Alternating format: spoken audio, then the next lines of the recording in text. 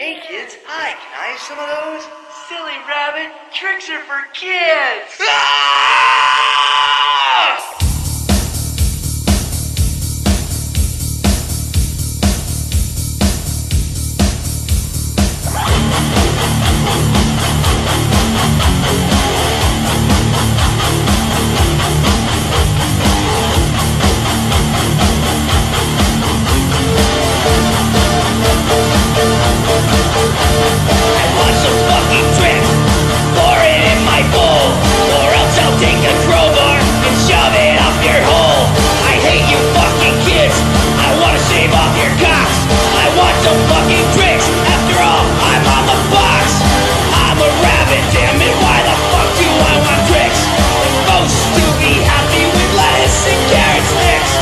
Give me that trick, forget scrap, cause that is all I hear. I'm gonna rip your nuts off and shovel in your ear.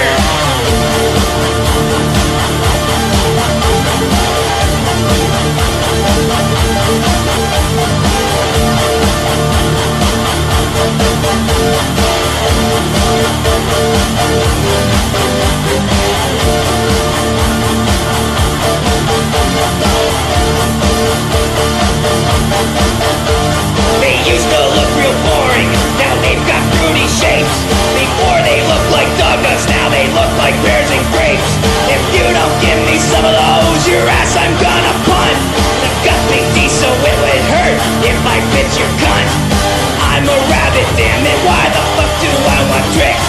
I'm supposed to be happy with lettuce and carrot sticks. Don't give me that trick, forget scrap, cause that is all I hear. I'm gonna rip your nuts off and shove them in your ear.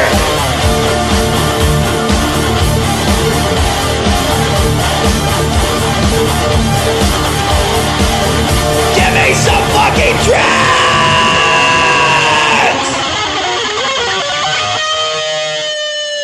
Ah, fuck it. Fruit Loops are probably just as good.